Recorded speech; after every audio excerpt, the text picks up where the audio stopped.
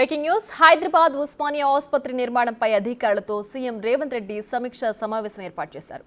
కార్యక్రమానికి మంత్రి దామోదర రాజనరసింహ, సీఎం సలహాదారు వేం నరేందర్ రెడ్డి, ప్రభుత్వ సలహాదారు శ్రీనివాసరాజు, ఉన్నతాధికారులు హాజరయ్యారు.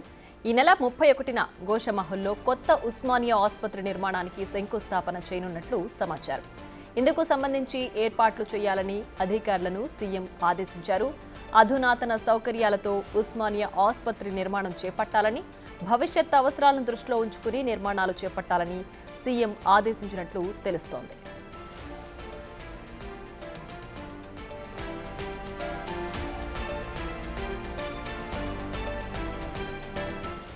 మరింత సమాచారం మా అసోసియేట్ ఇన్పుట్ ఎడిటర్ నగేష్ అందించడానికి సిద్ధంగా ఉన్నారు. నగేష్, చెప్పండి, కొత్త ఉస్మానియా ఆసుపత్రి నిర్మాణానికి సీఎం రేవంత్ రెడ్డి సమీక్ష సమావేశం ఏర్పాటు చేశారు కదా, ఏంటి దీనికి సంబంధించి డీటెయిల్స్, ఏ అంశాలు తెర మీదకి వచ్చాయి? తెలంగాణకు గుండెకాయ లాంటిది ఉస్మానియా ఆసుపత్రి. ఇంతకుముందు గాంధీ ఆసుపత్రిని కూడా అదే లెవెల్లో నిర్మించారు, కానీ ఈసారి ఉస్మానియా ఆసుపత్రి మాత్రం తెలంగాణలో ఉన్న ప్రజలందరికీ ఉపయోగపడే విధంగా ఉండాలని చెప్పి సమీక్ష నిర్వహించారు. ఈ నెల 31న గోషమహల్లో కొత్త ఉస్మానియా ఆసుపత్రి నిర్మాణానికి శంకుస్థాపన కూడా చేయనున్నారు. అందుకు సంబంధించిన ఏర్పాట్లు కూడా చేయాలని చెప్పి అధికారులని ఆదేశించారు. అధునాతన సౌకర్యాలతో ఉస్మానియా ఆసుపత్రి అంటే కార్పొరేట్ హాస్పిటల్ తలదన్నే విధంగా ఉండాలని చెప్పి నిర్మాణం అని చెప్పి వాళ్ళు ఒక డిజైన్ కూడా అనుకున్నారు. భవిష్యత్ అవసరాలను దృష్టిలో పెట్టుకుని నిర్మాణాలు ఉండాలని చెప్పి సమీక్షలో పేర్కొన్నారు. కార్పొరేట్ తరహాలో పార్కింగ్ కానీ, మార్చురీ కానీ, ఇతర సౌకర్యాలు ఉండాలని చెప్పి డిజైన్ సంబంధించి దామోదర్ రాజనరసింహ, అలాగే వైద్య ఆరోగ్య శాఖ ముఖ్య కార్యదర్శి కృష్ణ, వీళ్ళందరికీ కూడా ఆ డిజైన్లు కూడా చూపించారు. కానీ ఆ రోడ్లు కానీ, బిల్డింగ్ డిజైన్లు కూడా కొన్ని మార్పులు కూడా సీఎం సూచించారు. లేఅవుట్ కానీ, బిల్డింగ్ డిజైన్ కానీ, ల్యాండ్స్కేపింగ్ విషయంలో కూడా ముందస్తు ప్రణాళికలు చేసుకోవాలి, ఎటువంటి ఇబ్బందులు కూడా ఉండకూడదని చెప్పి సమీక్షలో పేర్కొన్నారు.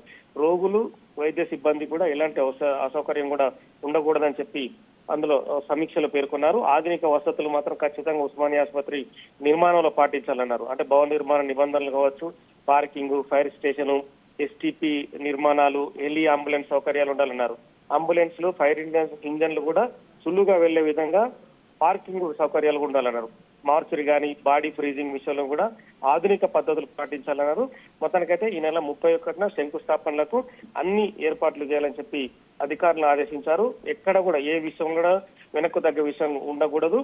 ఆసుపత్రికి వచ్చే రోగులు కానీ, సహాయకులు కానీ, పరామర్శకు వచ్చే వాహనాలు కానీ, పార్కింగ్ అండర్ గ్రౌండ్ లో కూడా 2 ఫ్లోర్లో కూడా ఉండాలని చెప్పారు. డార్మిటరీ, ఫైర్ స్టేషన్, క్యాంటీన్, మూత్రశాలలు, ఎస్టీపీలు ఇవన్నీ కూడా అన్ని క్లియర్ గా ఉండాలన్నారు. పిల్లలు విదేశాల్లో స్థిరపడుతుండడంతో వారు వచ్చేందుకు కూడా 2-3 రోజులు పడుతుందని, వారికి సంబంధించిన మృతదేహాలు భద్రపరిచేందుకు ఆధునిక సౌకర్యాలతో విదేశాల్లో ఉండే విధంగా మార్చురీ కానీ, బాడీ ఫ్రీజింగ్ నిర్మాణాలు ఉండాలని చెప్పి సీఎం సూచించారు. అత్యవసర సమయాల్లో రోగుల తరలింపులకు వీలుగా హెలి అంబులెన్సులు, హెలిప్యాడ్ నిర్మాణం కూడా చేపట్టాలని చెప్పి ఆసుపత్రి నిర్మాణానికి సంబంధించి అందులో డిజైన్ లో చూపించారు. ఎందుకంటే గతంలో ఏ ఆసుపత్రి కూడా హెలిప్యాడ్ నిర్మాణం లేదు, కానీ ఈసారి ఉస్మానియా ఆసుపత్రి భవన నిర్మాణానికి సంబంధించి ఖచ్చితంగా హెలిప్యాడ్ ఉండాలని చెప్పి సూచించారు. ఎందుకంటే ఒక జిల్లా నుంచి హైదరాబాద్ కు ఒక వ్యక్తిని అత్యవసర చికిత్స నిమిషం తీసుకురావాలంటే ఖచ్చితంగా ఆ వ్యక్తికి సంబంధించి హెలిప్యాడ్, అక్కడ నుంచి హెలికాప్టర్ పంపించి వాళ్ళని ఇక్కడికి తీసుకురావాలి వచ్చే విధంగా ఉండాలన్నారు. ఏదైనా ప్రమాదం జరిగినా ఆ ప్రభుత్వం కూడా అందులో పాలు పంచుకునే విధంగా ఆ రోగుల్ని ఇక్కడికి ఉస్మానియాకి తీసుకొచ్చి వాళ్ళందరికీ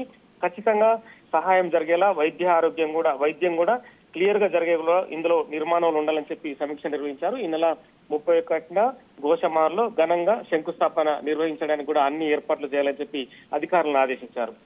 right Nagesh, thanks for the updates.